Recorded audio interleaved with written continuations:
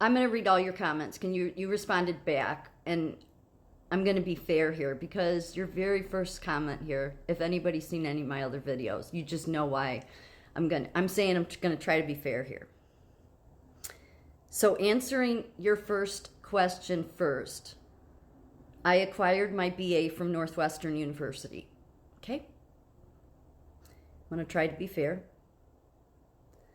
And you went on to say, and my MBA from Chicago University, Discipline of Choice, Economics and Statistics. Okay.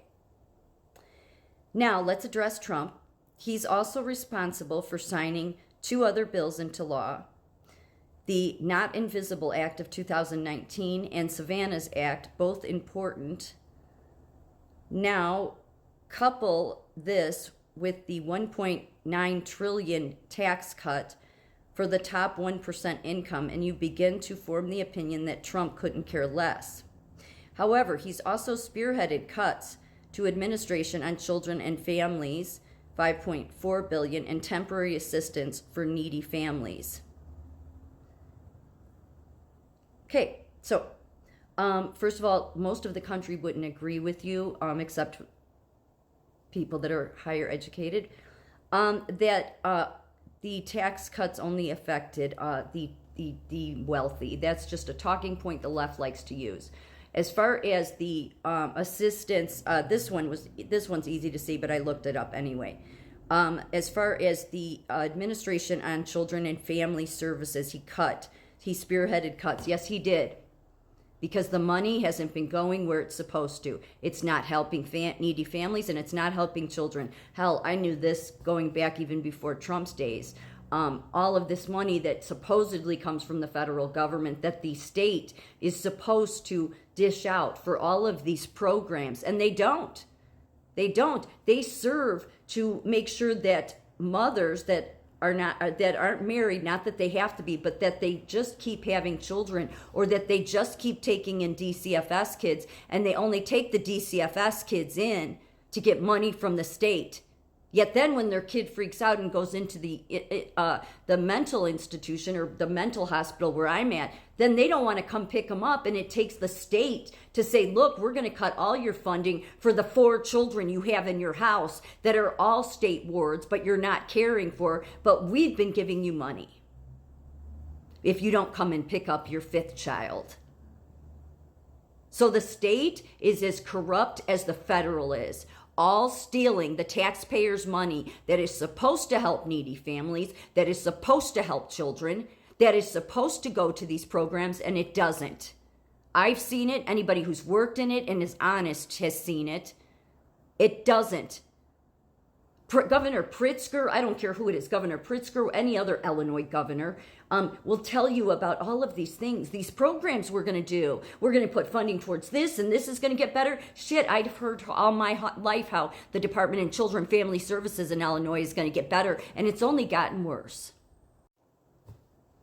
So this is one of the programs you were talking about, which is the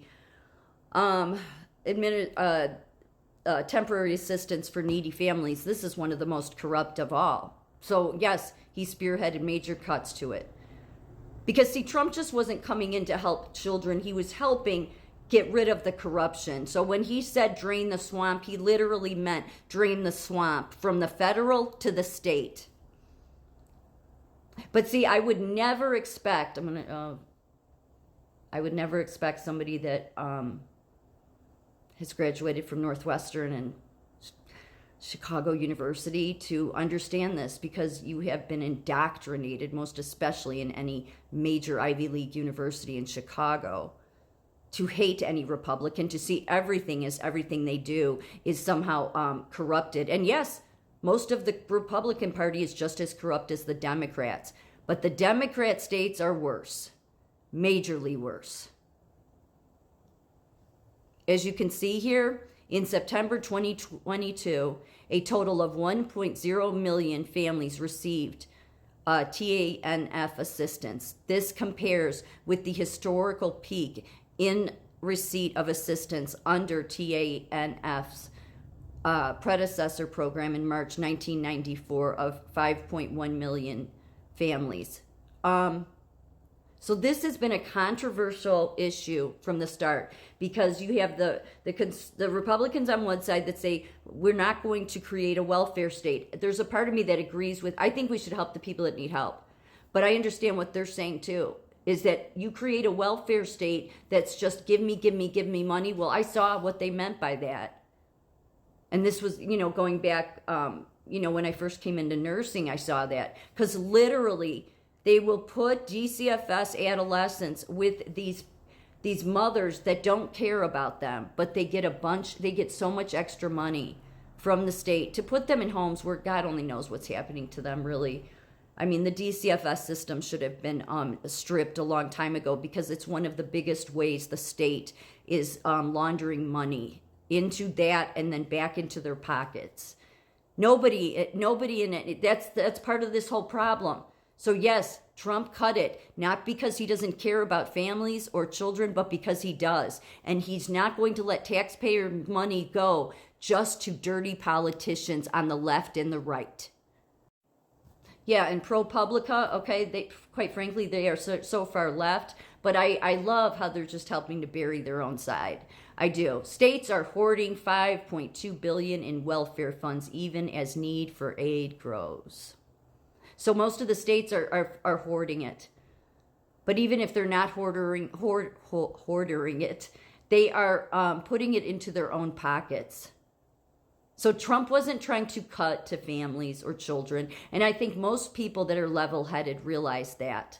They realize that there was a reason he cut funding to these organizations, because they have not been doing what they say they're doing. Do they put a spreadsheet together from what the state says and tells the federal? Yeah, because the whole chain of command, the whole chain all the way from the state to the federal is all corrupted. It's corrupted through and through.